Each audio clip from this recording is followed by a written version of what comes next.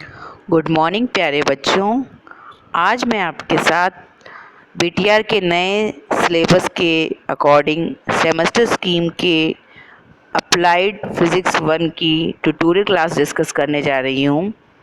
आज हम यूनिट 1 की ट्यूटोरियल क्लास डिस्कस कर रहे हैं। आज इस ट्यूटोरियल का सेकंड पार्ट है जो हम आज डिस्कस करने जा रहे हैं। इससे पहले वाली ट्यूटोरियल क्लास में हमने कुछ फिज़िकल क्वांटिटीज़ की डायमेंशंस निकाली थी।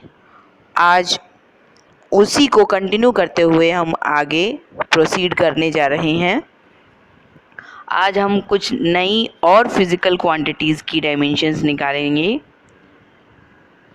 तो चलिए आगे के लेक्चर पे अपन प्रोसीड करते हैं। Find the dimensions of these quantities. कौन कौन सी हैं अपने पास यहाँ फिज़िकल क्वांटिटीज़? जैसे ग्रेविटेशनल कांस्टेंट। ग्रेविटेशनल कांस्टेंट का अगर हम फॉर्मूला देखें तो क्या होता है? अगर आपने कूलम्ब्स लॉ पढ़े हैं ग्रेविटेशनल फोर्स के, तो आपने पढ़ा होगा F इक्वल्स टू क्या होता है? G m1m2 upon r square.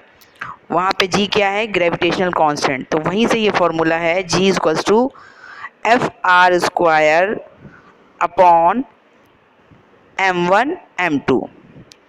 तो वहाँ पे m1 m2 क्या है? मासेस हैं, ठीक है। f क्या है? फोर्स है।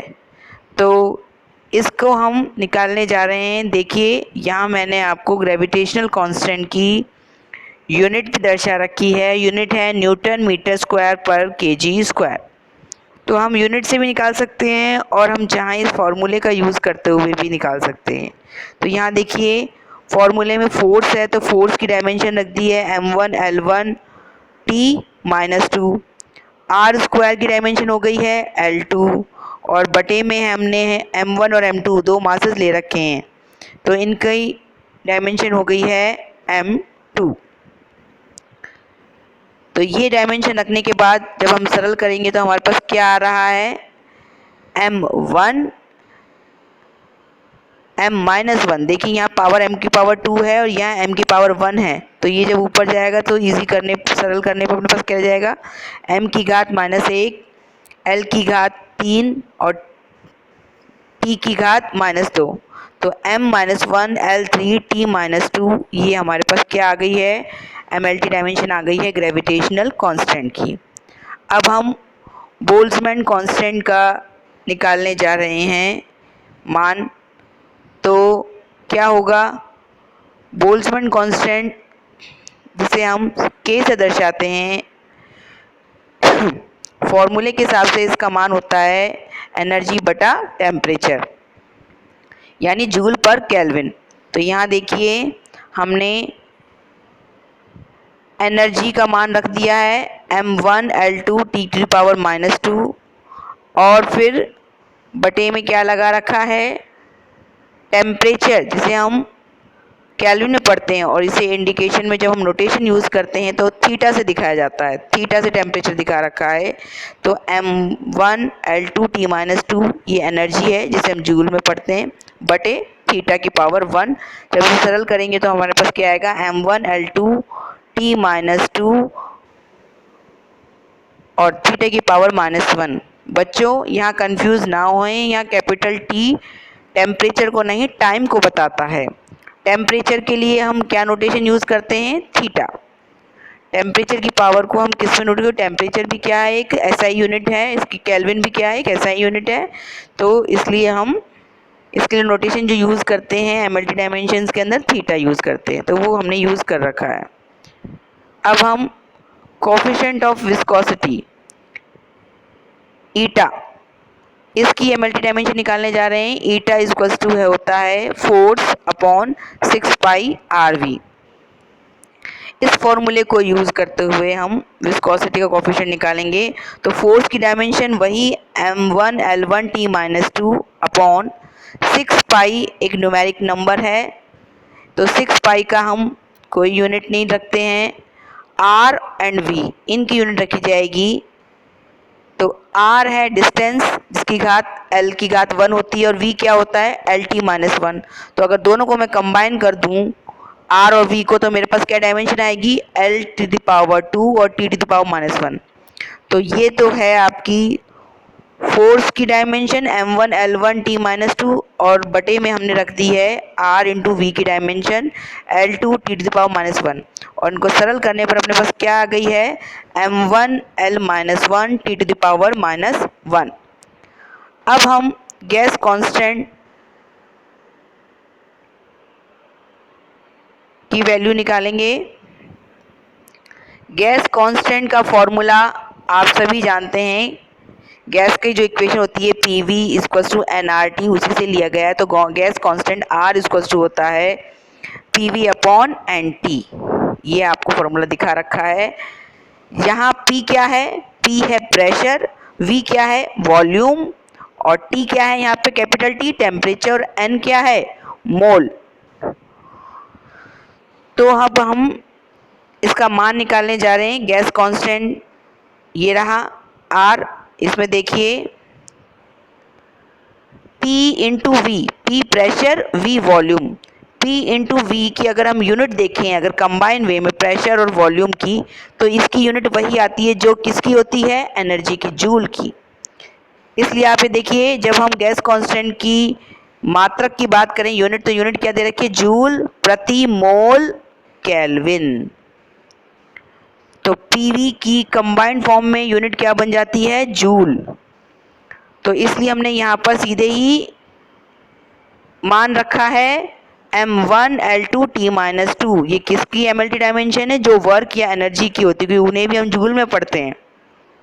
तो ये जूल की एक तरह से आपको MLT डायमेंशन है m1 l2 t माइनस 2 बटा मोल के लिए हम स्मॉल n यूज़ करते हैं और टेम्परेचर के लिए मैं आपको बता चुकी हूँ थीटा यूज़ किया जाता है। तो ये दोनों ही मान यहाँ रखेंगे तो हमारे पास क्या निकल के आ रही है MLT dimension m1 l2 t minus 2 n to the power minus 1 theta to the power minus 1। तो इस तरह से ये गैस कांस्टेंट की डायमेंशन हम निकाल सकते हैं। अब हम यंग मॉडुलस y का भी हम निकाल सकते हैं MLT डायमेंशन। y बराबर क्या होता है फॉर्मूला सभी जानते हैं मॉडुलस का है, मॉडुलस ऑफ इलास्टिसिटी यही होता है स्ट्रेस अपॉन स्ट्रेन या यूँ कह सकें प्रतिबल बटा विकृति। तो प्रतिबल क्या होता है F अपॉन A और विकृति क्या होती है अगर हम तार की लंबाई में विकृति की बात करते हैं तो विकृति होगी डेल्टा L अपॉन L। तो अगर हम ये मान रखें तो अपने पास फॉर्मूला y का क्या बनता है FL upon A into delta L। और यंग मॉडुलस का अगर हम यूनिट बताएं आपको तो यूनिट क्या होती है न्यूटन प्रति मीटर स्क्वायर। यंग मॉडुलस की यूनिट क्या है न्यूटन प्रति मीटर स्क्वायर। तो अब आप देखिए प्यारे बच्चों अगर आप यहाँ मान रखें किसका मान रखें मान रखने की वजह सीधे ही आप यहाँ से निकाल सकते हैं। इधर देखिए आपको सूत्र में न्यूटन प्रति मीटर स्क्वायर समझाया है। न्यूटन यानी बल फोर्स, तो बल की आप यहाँ पे MLT डायमेंशन रखते हैं तो क्या होगी m1 l1 t माइनस 2 बटे में मीटर स्क्वायर है तो l टू द पावर 2 हो जाएगा। तो इन दोनों को सरल करेंगे तो अपने पास क्या आएगा m की घात 1 l की घात माइनस 1 और t की घात माइनस 2। तो इस तरह से आपको ये इक्वेशन निकालना आ गया होगा कि कैसे हम MLT डायमेंशन निकालते हैं। तो बच्चों फिज़िकल क्वांटिटीज़ तो बहुत सारी हैं, सभी को ही हम यहाँ आपको एक साथ बता नहीं सकते, लेकिन मैंने फिर भी बहुत प्रयास किया है कि मैक्सिमम क्वांटिटीज़ को मैं आपके सामने डिस्कस कर सकूं। तो मैंने आपको प्रीवियस लेक्चर में और आज भी ये डिस्कस किया कि हम किस तरह से MLT डायमेंशंस निकाल सकते हैं। इसके अलावा और भी बहुत सी फिज़िकल क्वांटिटी हैं जिनकी अगर हमें फॉर्मूले या हमें यूनिट पता हो तो हम उनके MLT डायमेंशंस आसानी से निकाल सकते हैं। तो आप स्वयं से भी प्रयास करके देखेंगे तो अब आप आसानी से इनके MLT डायमेंशन निकाल पाएंगे। अब हम नेक्स्ट प्रॉब्लम डिस्कस करते हैं, वो है कि किसी भी फॉर्मूले की सत्यता की जांच, फॉर्मूला कोई सूत्र या कोई इक्वेशन किसी भी फॉर्म में अपने पास हो, कोई हमें इक्वेशन दे रखी हो या किसी फिजिकल क्वांटिटी का कोई फार्मूला दे रखा हो, तो हम उसकी यह जांच कर सकते हैं कि यह इक्वेशन या यह सूत्र सही है या नहीं। जैसे उदाहरण के लिए मैंने कुछ एग्जाम्पल यहाँ ले रखे हैं, आज हम उन्हें डिस्कस करते हैं। सबसे पहले है जैसे half mv² is equals to mgh। क्या ये इक्वेशन सही है या ये फॉर्मूला सही है? इसकी जांच करने के लिए क्या किया जाएगा? सबसे पहले तो आपको यहाँ यूज़ होने वाले सभी अवयवों कंपोनेंट्स का मान पता होना चाहिए कि वो क्या है। जैसे यहाँ स्मॉल m मास है, v वेलोसिटी है, स्मॉल g ग्रेविटेशनल एक्सेलरेशन गुरुत्वीय त्वरण है और h हाइट है। तो अगर हमें ये सब चीज़ों का ज्ञान हो तो हम आसानी से इनकी विमाएं रख सकते हैं। आपने अब अच्छे से विमा निकालना सीख लिया है। अब हम सीधे ही इन क्वांटिटीज़ की विमा का उपयोग करते हुए आपको ये इक्वेशन की सत्यता की जांच करके दिखाते हैं। तो सबसे पहले जो इक्वेशन दे रखी है उसका हम लेफ्ट हैंड साइड डिस्कस करते हैं। लेफ्ट हैंड साइड में क्या है? Half mv²।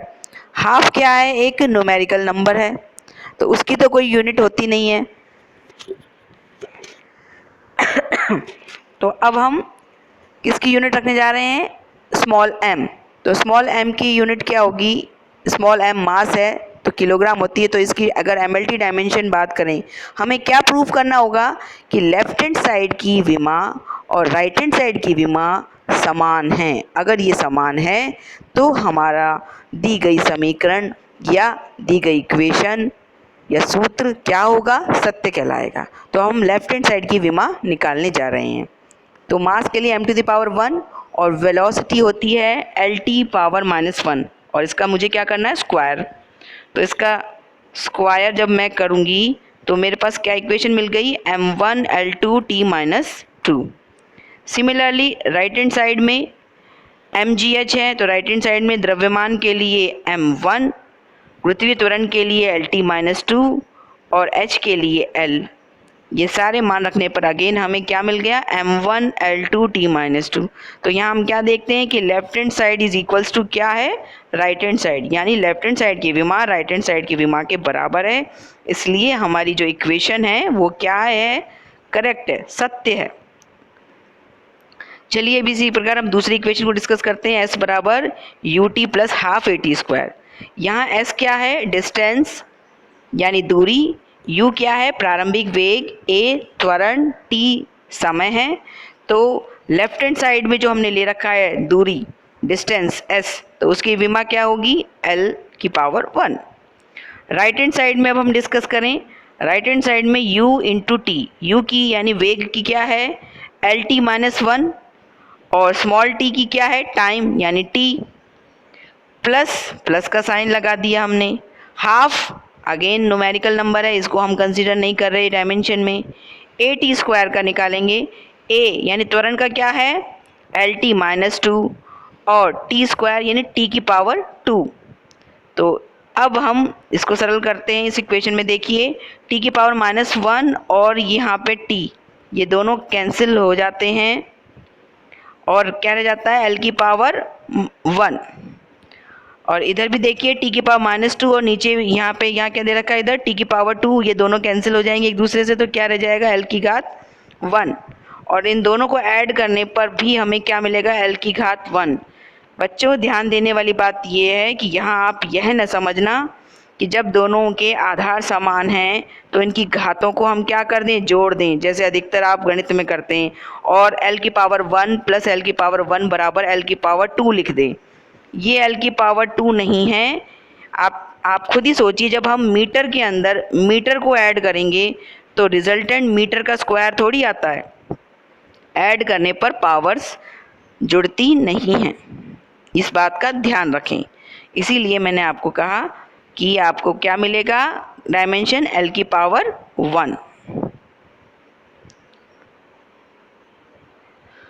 अब हमने यहाँ भी देखा कि हमारा left hand side is equals to right hand side आ गया है, इसलिए हमारी जो इक्वेशन है वो क्या है, सत्य है।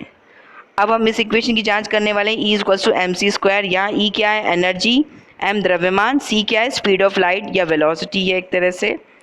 तो अब आप इधर देखिए, मान रखते हैं हम लेफ्ट हैंड साइड एनर्जी, तो एनर्जी को हम जूल में पढ़ते हैं, हम जानते हैं वर्क हो चाहे एनर्जी हो सेम हो, तो इसकी डायमेंशन क्या होती है, m1l2t-2। राइट हैंड साइड में हमने मान रखा द्रव्यमान m के लिए m की घात 1 और वेलोसिटी के लिए lt-1 की पावर होल की पावर 2 कर दिए, क्योंकि हमें स्क्वायर करना था यहाँ पे। तो स्क्वायर करके अब जब हम खोलेंगे तो क्या आएगा, m1l2t⁻²। तो यहाँ भी हम देखते हैं कि हमारा left hand side is equals to right hand side आ जाता है, अतः हमारी दी हुई इक्वेशन क्या है, सत्य है। इसी तरह से और भी इक्वेशन या और फॉर्मूला है कि यंग मॉडुलस का y इक्वल्स टू mgl/πr²Δl। क्या ये सूत्र सही है, इसकी हमें जांच करनी है। तो तरीका वही है जो अब तक हम यूज़ करते आए हैं। तो यहाँ पहले आपको पता होना चाहिए कि हर फॉर्मूले में यूज़ होने वाली चीज़ें क्या क्या हैं। जैसे y क्या है, यंग मॉडुलस, m द्रव्यमान, g गुरुत्वीय त्वरण, l तार की प्रारंभिक लंबाई, r क्या है, तार की त्रिज्या, डेल्टा l तार की लंबाई में परिवर्तन। तो अब हम लेफ्ट हैंड साइड निकालते हैं। यंग मॉडुलस का सीधे ही हम अगर MLT डायमेंशन निकालें, क्योंकि आज हमने प्रीवियस लेक्चर में इसका डायमेंशन निकाला था, क्या था, m1l-1t-2। तो ये हमने यंग मॉडुलस का सीधे ही वैल्यू रख दी है MLT डायमेंशन की, m1l-1t-2। अब हम राइट हैंड साइड डिस्कस करने जा रहे हैं। राइट हैंड साइड में वैल्यू रखें, स्मॉल m के लिए m की पावर 1, g का मान रख दिया lt-2 और l के लिए l की घात 1 बटे पाई, अगेन कांस्टेंट है, इसको छोड़ दिया जाता है, r² के लिए l⁻² और डेल्टा l के लिए भी l की पावर 1। अब अगर इसे हमें सरल करते हैं तो हमें क्या मान मिलता है, m1 l की घात -1 t की घात -2। तो हम देखते हैं यहाँ पर भी कि left hand side is equals to क्या मिल रही है, राइट हैंड साइड, क्योंकि लेफ्ट हैंड साइड की डायमेंशन भी यही थी m1l-1t-2 और राइट हैंड साइड की भी यही आ रही है, इसलिए ये हमारी इक्वेशन क्या है, सही है। इसी प्रकार हम एक और फॉर्मूला है, t इक्वल्स टू 2π√l/g। ये क्या फॉर्मूला है, यह आवर्तकाल है। सिंपल हार्मोनिक मोशन करते हुए किसी सिंपल पेंडुलम का आवर्तकाल है ये। और l क्या है, l उस पेंडुलम की लंबाई है और g क्या है, ग्रेविटेशनल एक्सेलरेशन यानी गुरुत्वीय त्वरण है। तो इधर देखिए, left hand side time period आवर्तकाल जिसे हम सेकंड में पढ़ते हैं, इसलिए इसकी क्या होगी, dimension t⁻1। Right hand side में देखिए 2π, अगेन एक कांस्टेंट क्वांटिटी है, इसलिए इसकी कोई डायमेंशन नहीं होगी। तो हम अंडर रूट में क्या लेंगे, l की घात 1 बटा g गुरुत्वीय त्वरण l⁻²।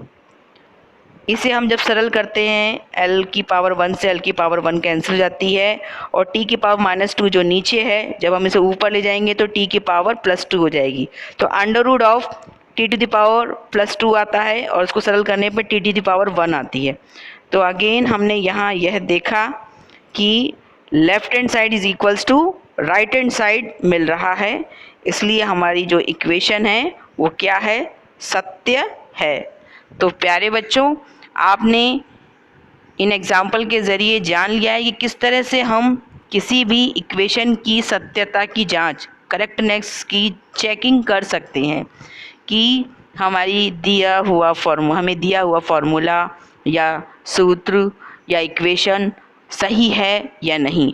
अगर लेफ्ट हैंड साइड की विमा राइट हैंड साइड की विमा के बराबर नहीं आती है तो हम कह सकते हैं कि हमारा दिया गया फॉर्मूला सही नहीं है।